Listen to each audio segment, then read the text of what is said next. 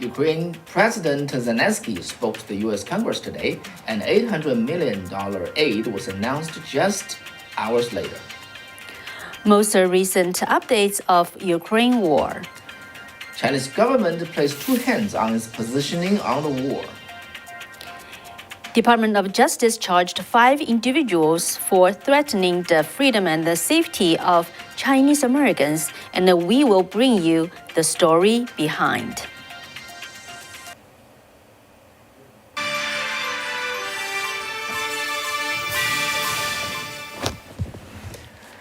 Hello everyone, thank you for watching Wen and Kathy Show. I'm your host Wei Fang. I'm Kathy Zhang. As you can see that I'm just putting on a microphone. We can still put this together, all right? So great to have you with us. So Department of Justice charged 5 individuals today.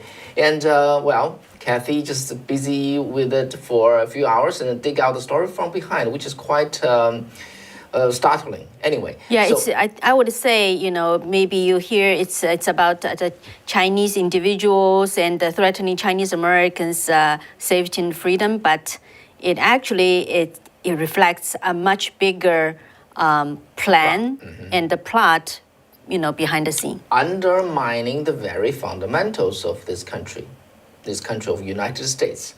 So that will be our feature story. Tonight. But so stay tuned for that. You will find out what they did, what they are doing, and what they will be doing, and what's the damage, and what we should be aware of. And I want to add one more thing. Is even the story told by the Department of Justice is actually not the complete story. They only scratch the surface. All right. So before that, let's go to the quick news today. And the Ukrainian the President Zelensky delivered an impassionate plea to the U.S. Congress, and this morning actually, for additional support and for President Biden to spearhead the world's defense of Ukraine. And while Zelensky delivered the majority of his speech in Ukrainian with the English interpreter, he actually ended his remarks, and which were delivered via video link in English, addressing Biden directly. This is his original word. He said, "You are the leader of the nation, of your great nation. I wish you be the leader of the world. Being the leader of the world means to be the leader of peace." So Biden responded just hours later, pledging to send an additional $800 million to Ukraine to boost security measures. This is in addition to $200 million in military aid to Ukraine Biden sent on Sunday. This also comes just one day after Biden signed a bill to give $13.6 billion for emergency aid to Ukraine. So you have to say, you have to give credit to President Zelensky, right? He's really a PR talent, and he's very persuasive. Yeah. While he's having this war, directed this battle, of Kiev, which is the city that he's sitting in, and which is 3 ways surrounded, he's able to talk to UK House, Parliament, and US Congress, and talk to just Parliament after Parliament, almost like every day or every other days. And broadening the support that he can get, and every time he talk, people respond. He got more aid, military or humanitarian, and so on. So he's quite a person, right? Quite a figure, quite a leader. Yeah, so what's the additional aid the United States is giving to him? Biden said that the aid package include 800 anti-aircraft systems, 9,000 shoulder-mounted anti-armor missile systems to destroy tanks, and 7,000 small arms, including guns and grenade launchers, 20 million rounds of ammunition and drones. Well, specifically, a U.S. military official was asked about the drones. Are they for surveillance or they are armed?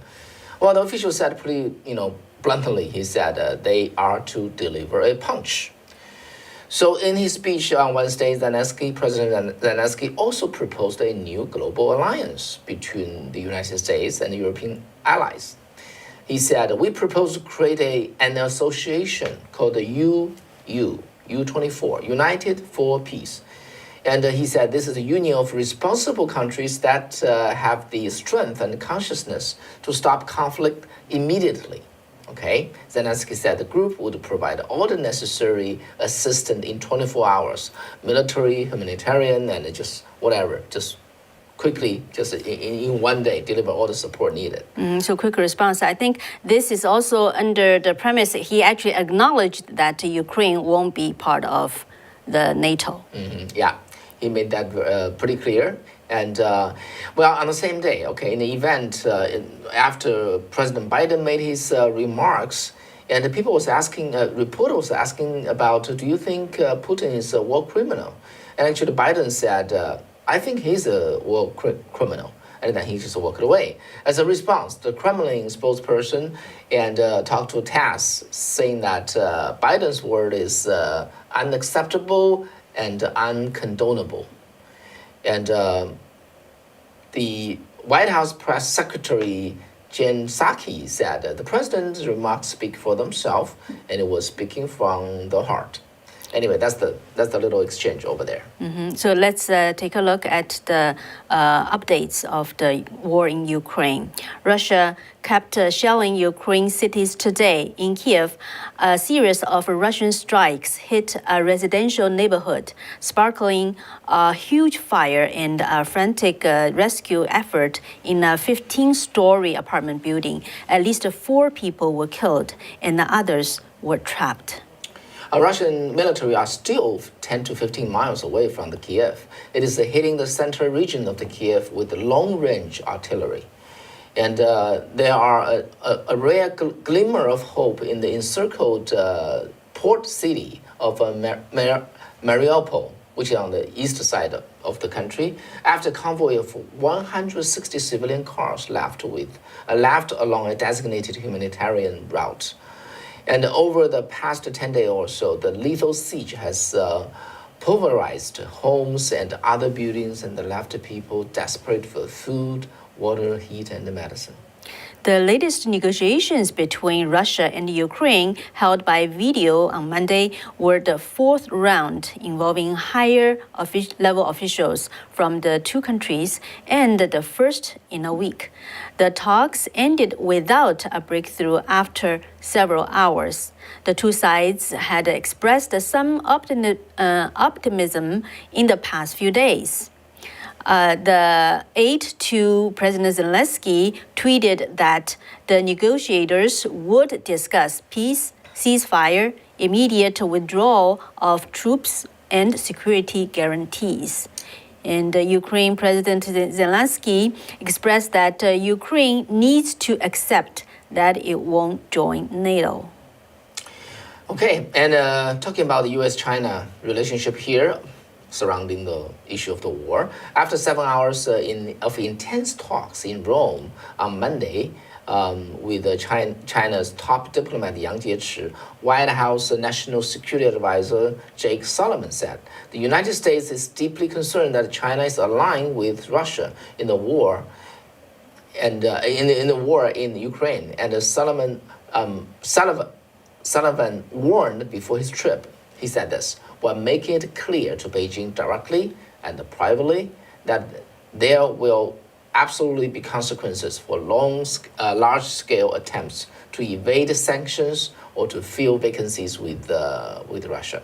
In regards to Western media's report about U.S. officials saying that Russia was seeking economic and military assistance from China, but the Chinese foreign ministry denied it, calling it false information. So, who do you believe? So basically, CCP or the Chinese government has been playing with 2 hands with this position on the war. China's top leadership kept saying that they are neutral, okay, on this Ukraine and Russia conflict. However, Chinese official media and the diplomats, not at the top, okay, the lower level diplomats continue to promote Russian war propaganda and disinformation at home and abroad. For example, CCP's domestic media has been unleashing the anti-West and the pro-Russia propaganda and completely skipped, well, like the news we talked about today, skipped the Ukrainian President Zelensky's speech on to the U.S. Congress, just like the thing that never happened before. Never happened. Yeah. Okay. And in the meantime, the UN's highest court, the Hague-based International Court of Justice, has just ordered Russia to cease its military operations in Ukraine in a ruling on March 16th that justices voted 13-2 in favor of the order. So guess who casted the two objective votings? So that's the judge from Russia and from China. Yeah. So you understand that part? That's this is how China works. Okay, they on different level they present different things because serve different purpose. On the top level, like Yang Jiechi or the Xi Jinping, he would say we're neutral, we don't get ourselves involved. But on the lower level, they have to instigate Chinese people to support them. So they just pick another tone. Actually, on the Twitters, I did receive information from people from within China saying that the central government now organized hundreds of this so-called directing team going into the university and the college and so-called work unit, telling people how you should talk about the Ukraine and the Russian war, because they don't want to deviate, because they instigate so much passion for Russia, and people can go out of bound and contradict their top leader who keeps saying we're neutral. So they have to, it's called a 统一口径, okay? It's called centralized rhetoric, yes. This is how they do, yeah. And they're able to just, regulate the entire talk of the nation by common people. Yeah, but sometimes, it's just out of control. Right. It's really hard to regulate. Completely do a perfect job. Yeah, 1.4 billion people. Yeah. Yeah, and the one thing actually, it's, I just noticed that we didn't prepare to talk about it, but I think it relates to what China's government's role in the Russian invasion. Actually, remember we talked about the Phoenix TV, which is the arm of the CCTV, the Chinese state-run media. Actually, there is one reporter of Phoenix in Russia. He was actually able to get into very, very close, actually get into the Russian army to report. Actually, yesterday I noticed he has been reporting from Russia before the invasion.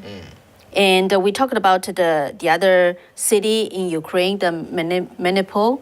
He was actually there interviewing the Russian soldier. Okay. And he asked the soldier, "Are you afraid?" And the soldier said, "Oh, I've been fighting for 8 years. It's nothing to me." So the overall the theme of his reporting is really just showing how Russian army is so strong, And so it already took a notice from different media. If you read other media, they just talking about why and how this state-run media of CCP can get so close into Russia, right?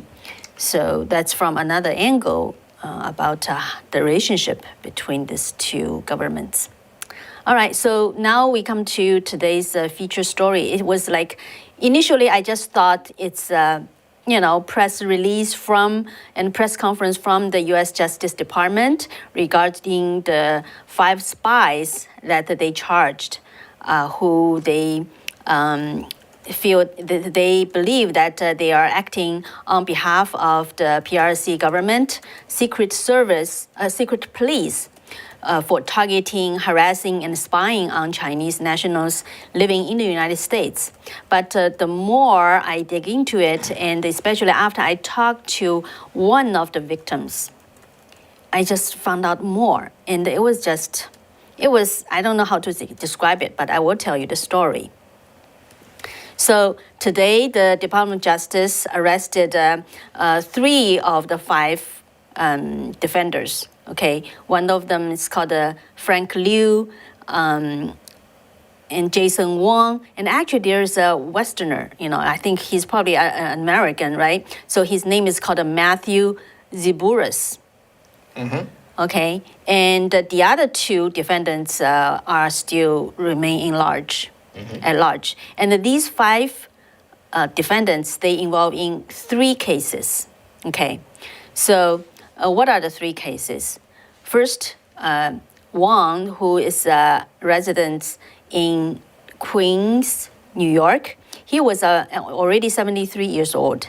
He was a former visiting scholar from China and an author. He actually helped started a pro-democracy organization in Queens. And he posed as a well-known author and activist.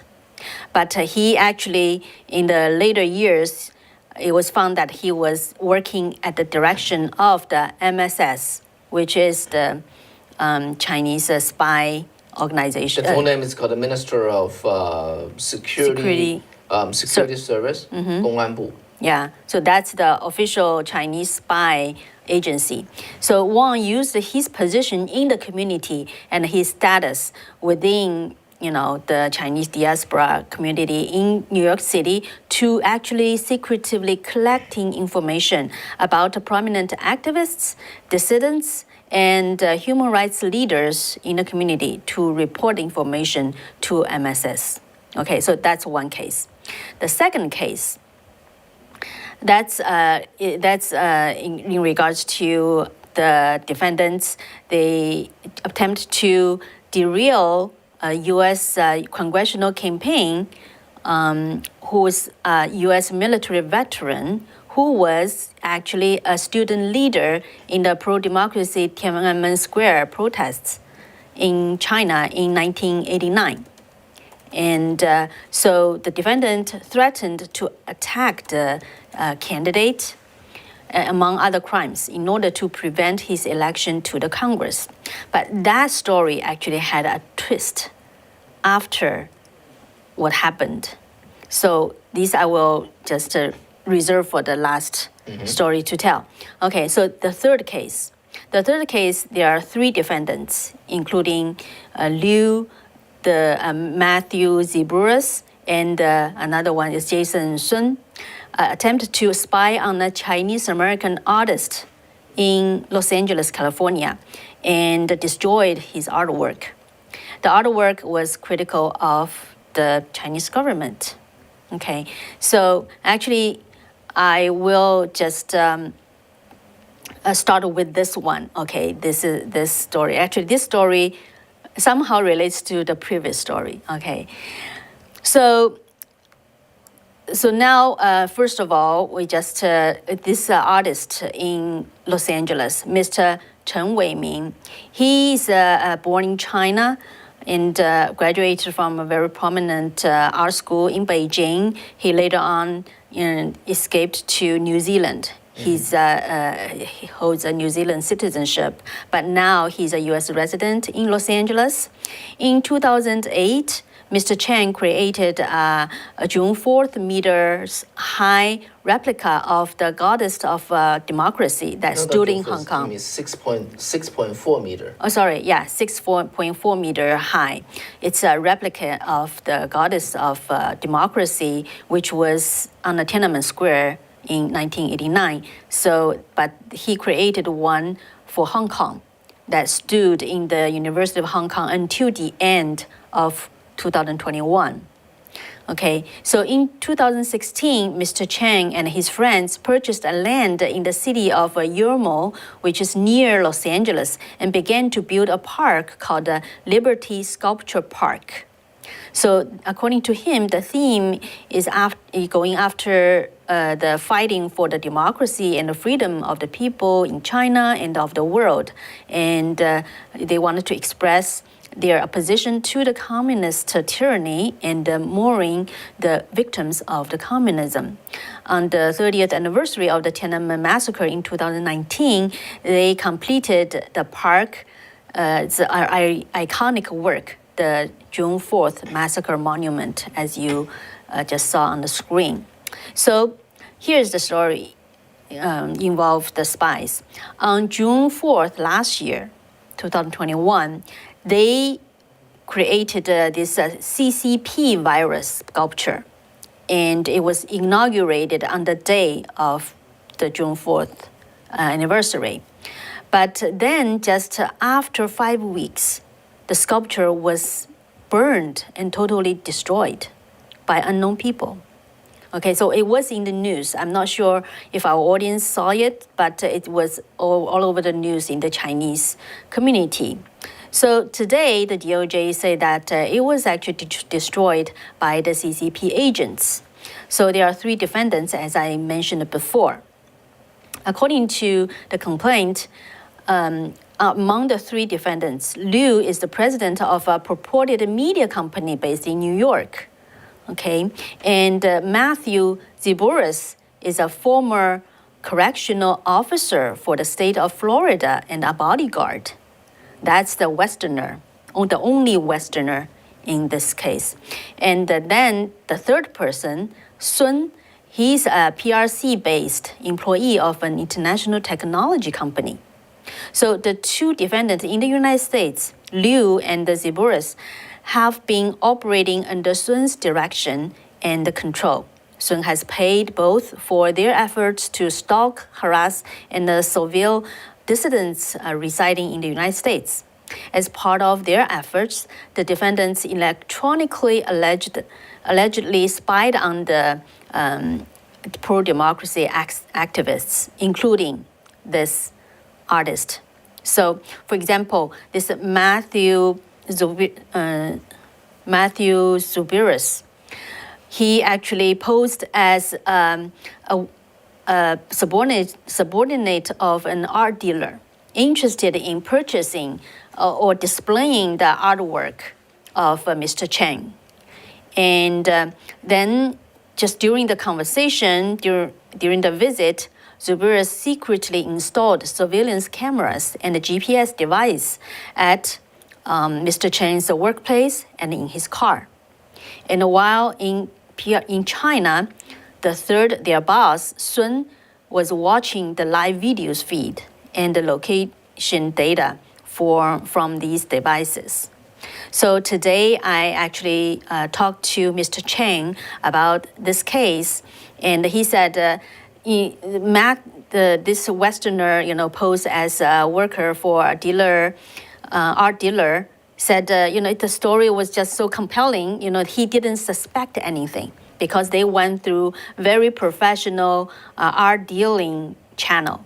Okay, even went through his art agency. Mm-hmm. So he didn't suspect anything, and it's a Westerner, right? Mm-hmm. If it's appeared to be a Chinese, Mr. Chen, because of his experience with the CCP, he said, I would definitely have more questions. Mm-hmm.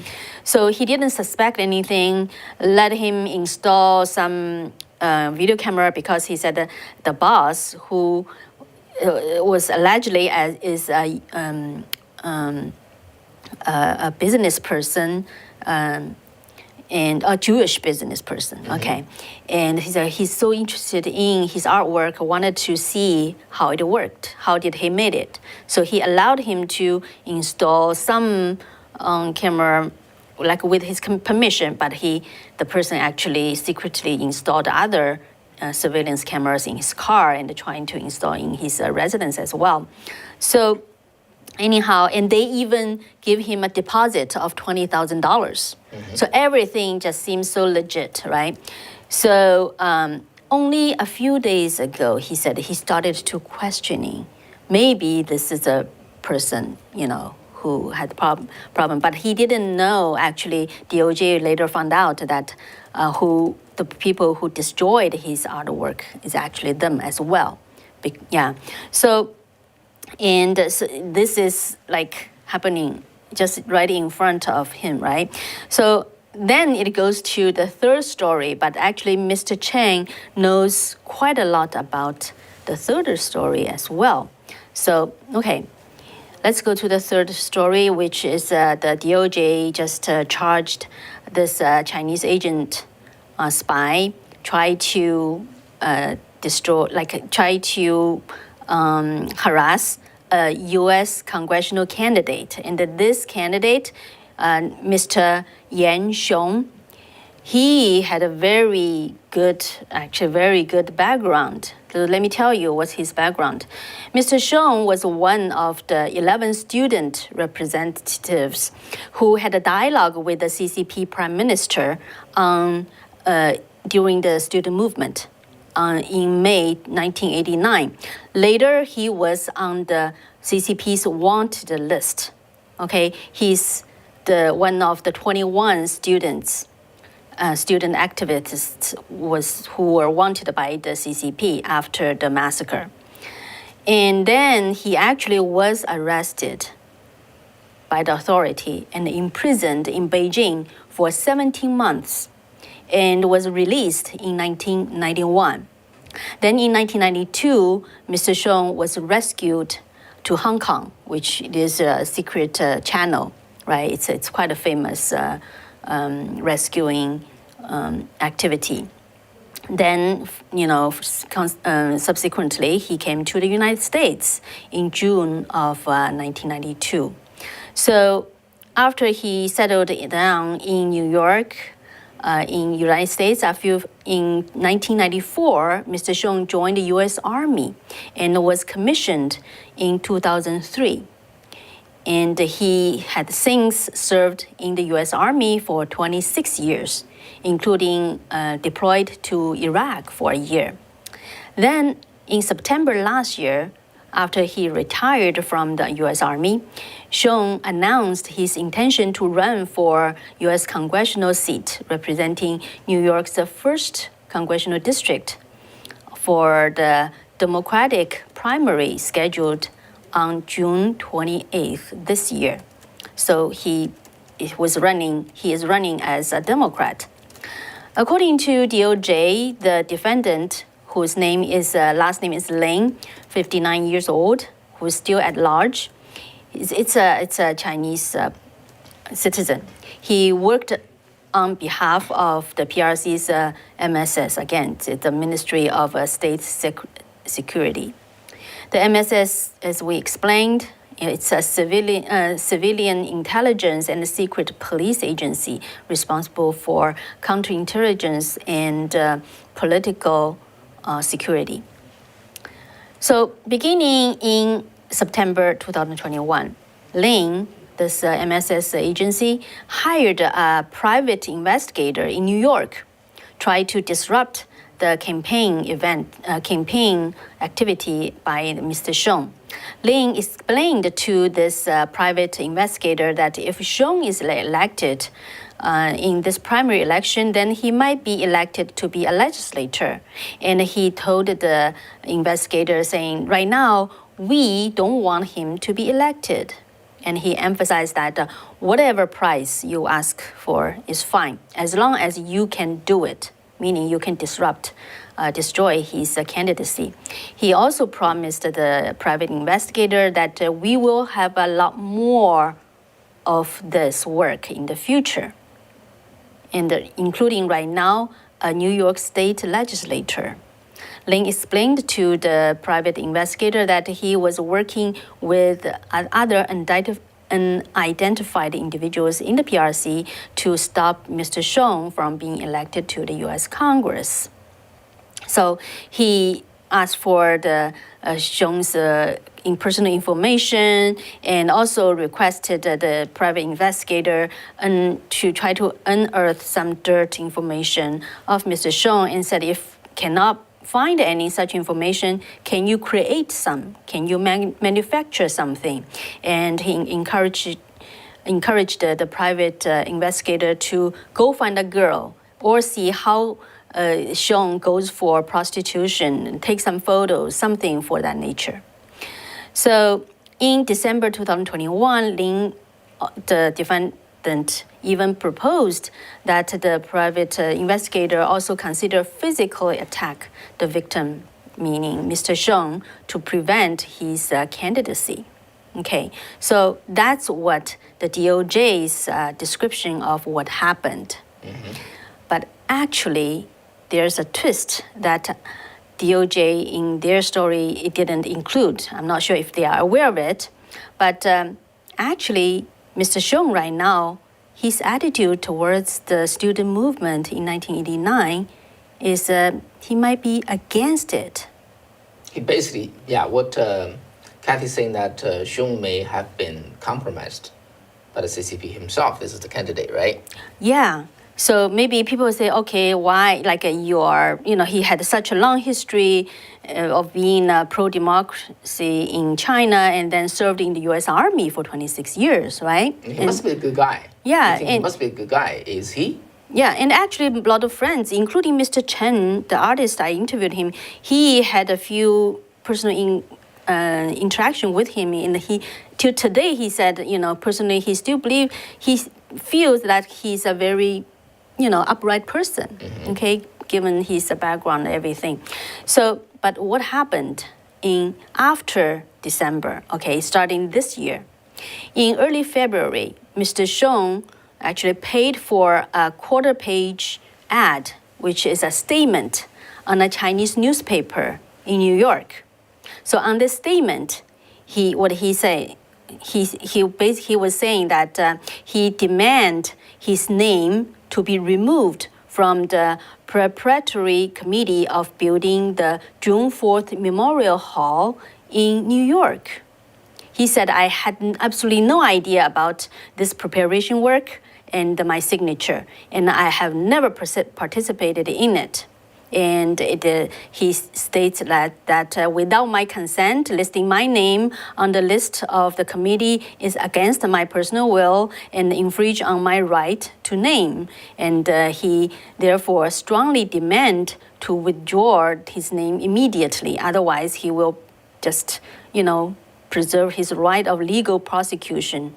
He reserves such rights. So it's a very strongly worded statement. Yeah, not only object to that, but also make the public statement, let everybody know that, no, I'm not with this June 4th Memorial Hall thing. Yeah.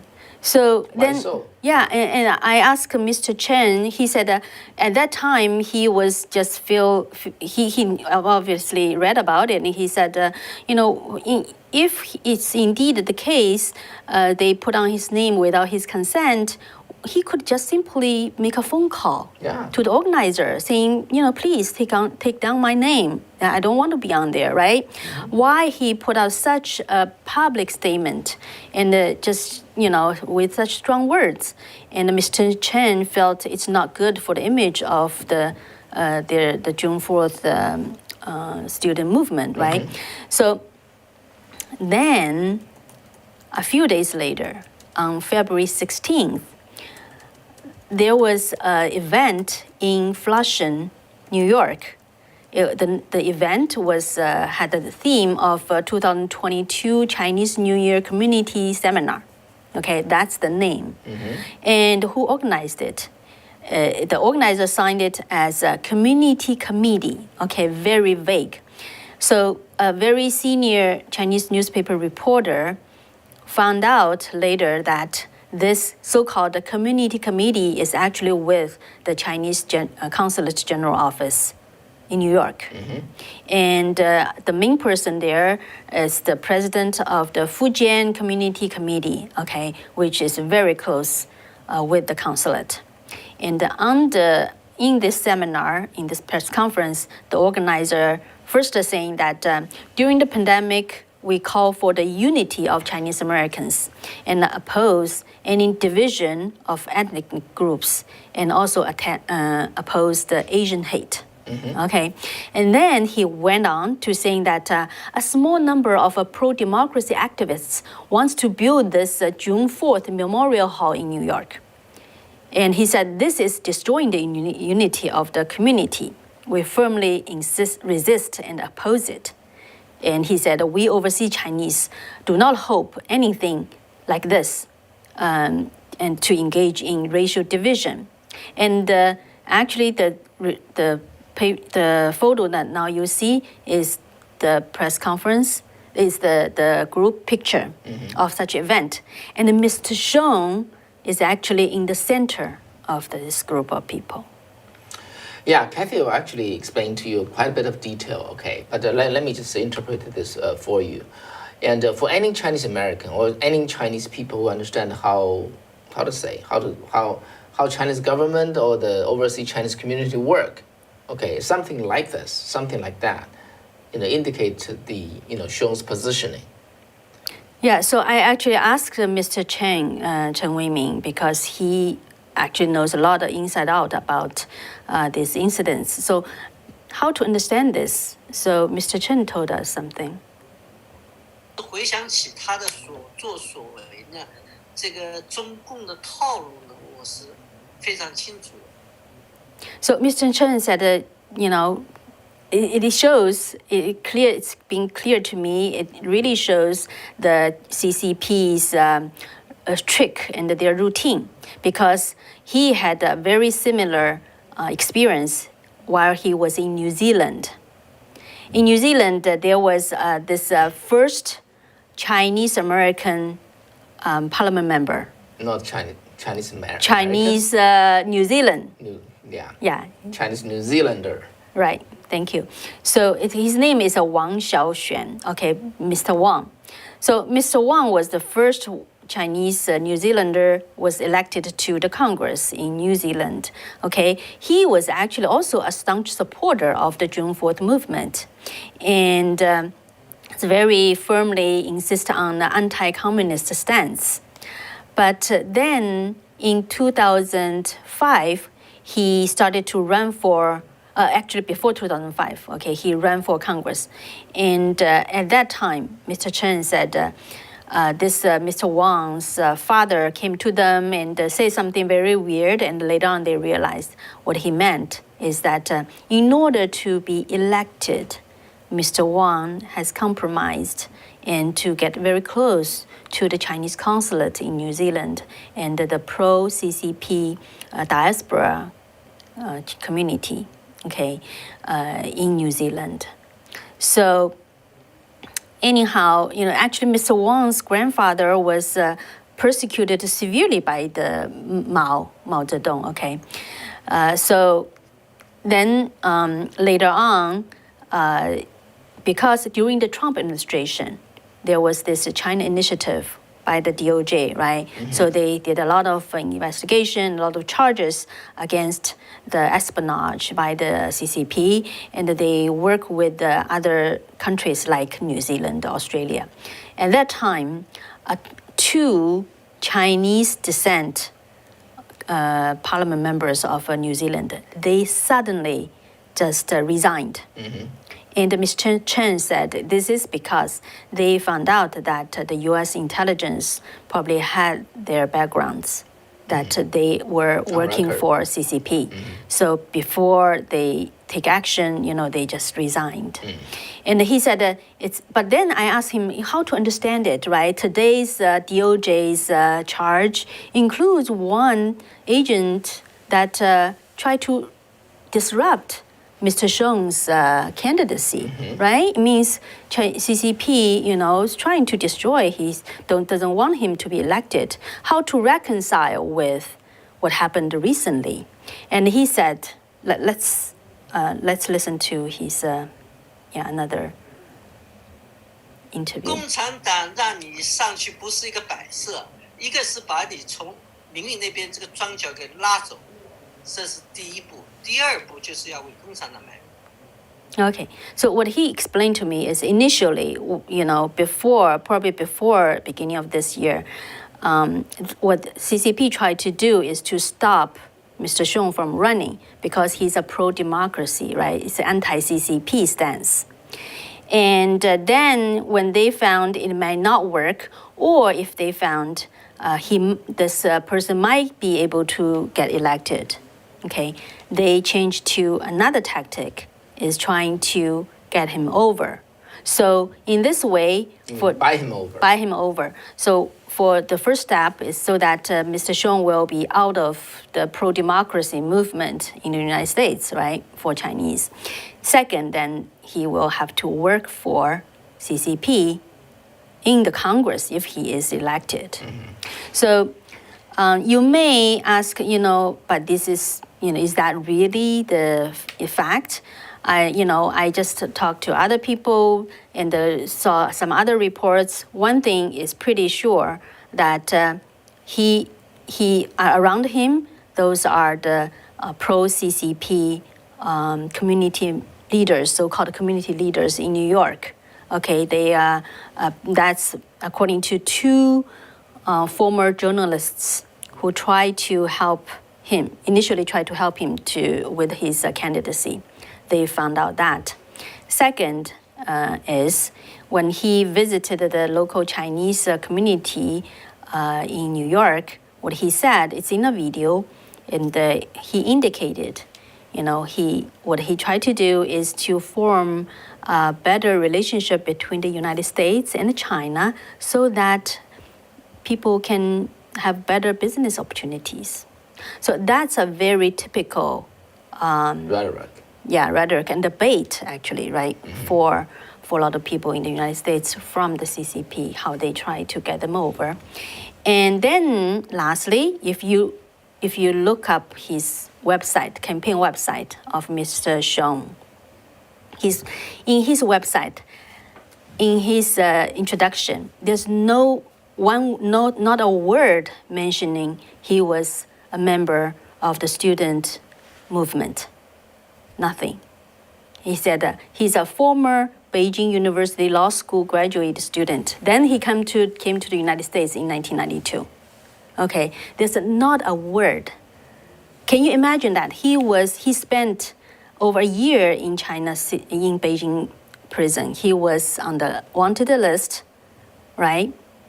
And he didn't even mention a word. What does that mean? So even though DOJ believes that, and it's a fact that the CCP tried to destroy his candidacy, but things now changed. They want him to be elected. Let me summarize it for you. Okay, DOJ charged 5 individuals. Some of them was trying to sabotage this former U.S. Army major. His name is Xiong Yan, which the photo you have seen there. Tried to sabotage his candidacy or his running for office, congressional representative office. Okay, so DOJ did a good job, got a hold of them and arrest them, and then now it's charging them. However, what DOJ did not know is that this gentleman, this former Major Xiong Yan, and they tried to force him out. They tried to hurt him and then try to smear him. When that doesn't work, they probably try to buy him out. And it seems on all the record, he's already bought over. Okay, this congressional representative candidate, who does the DOJ try to DOJ arrest those people, not arrest and charge those people who tried to hurt his candidacy. Now he's already bought over. This is the entire picture, and we don't know whether DOJ was aware of that. So Kathy was merely reading from the photo, reading from the statement, reading from the bio, and can draw that conclusion. But this is a very Chinese thing, okay? DOJ may not have that know-how. They do not have that sense. The reason is this, okay? Why did this gentleman hide all his actually glorious, history of fighting for freedom? Because in America, when you try to run for office, you need the support of Chinese community.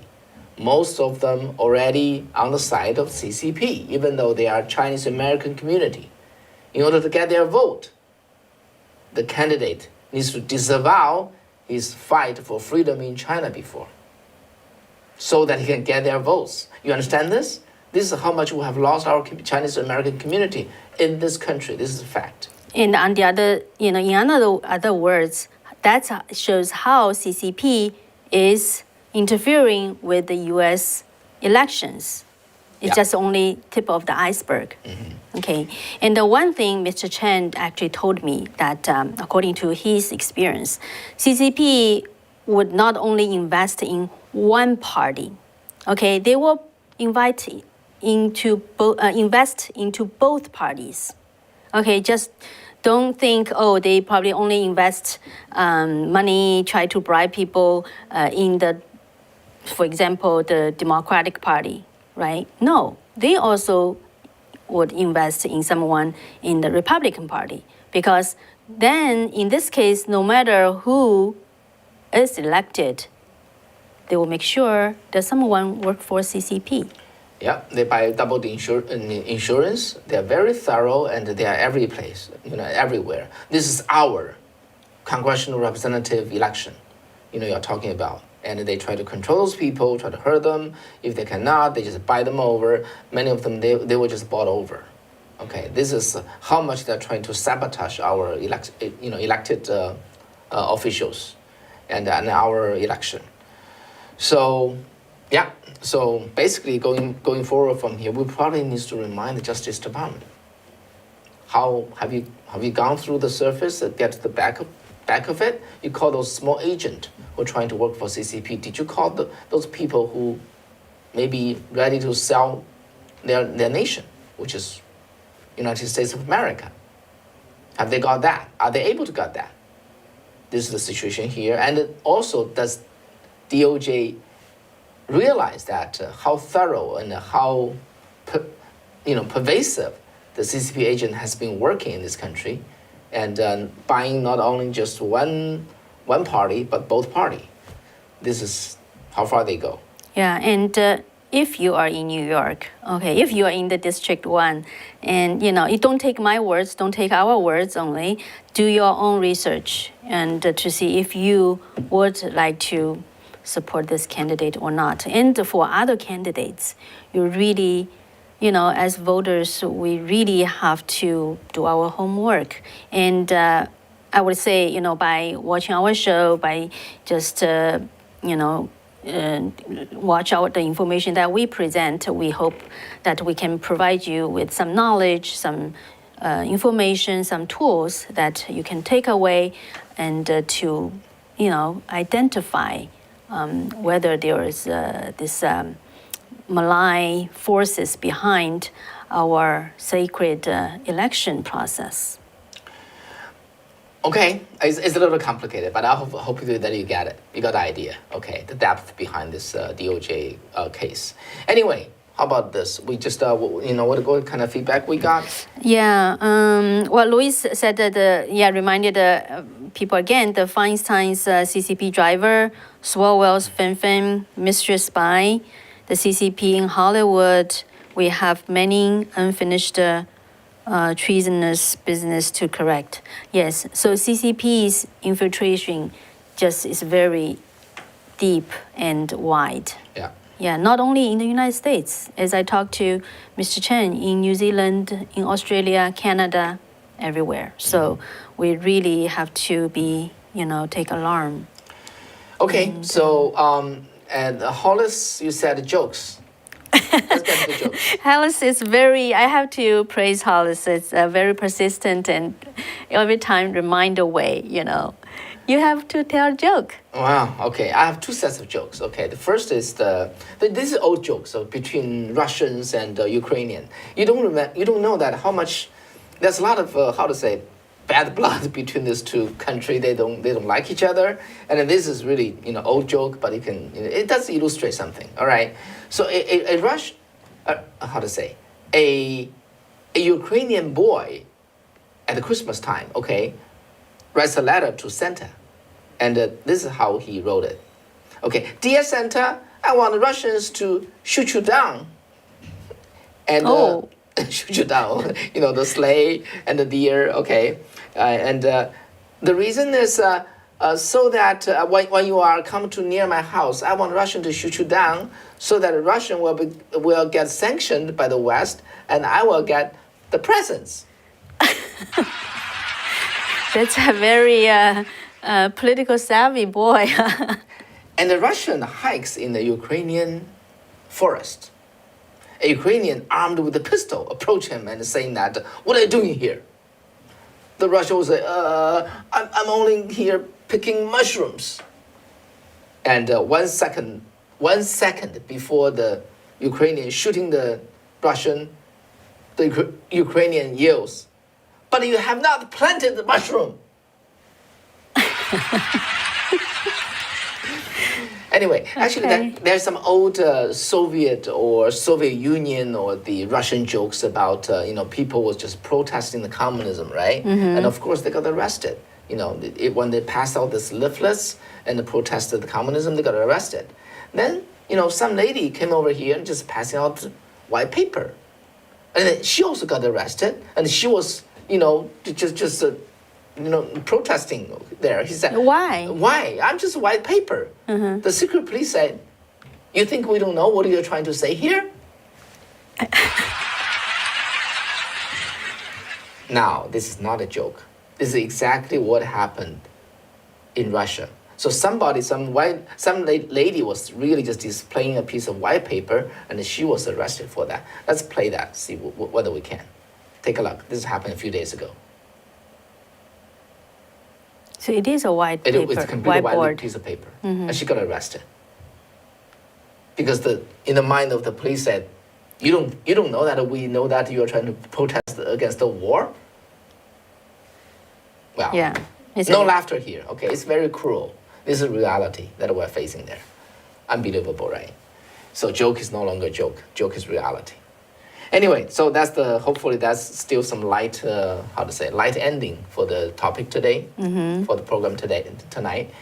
And all right, thank you for being with us. Please remember click the like, and I'll see you in another 2 days.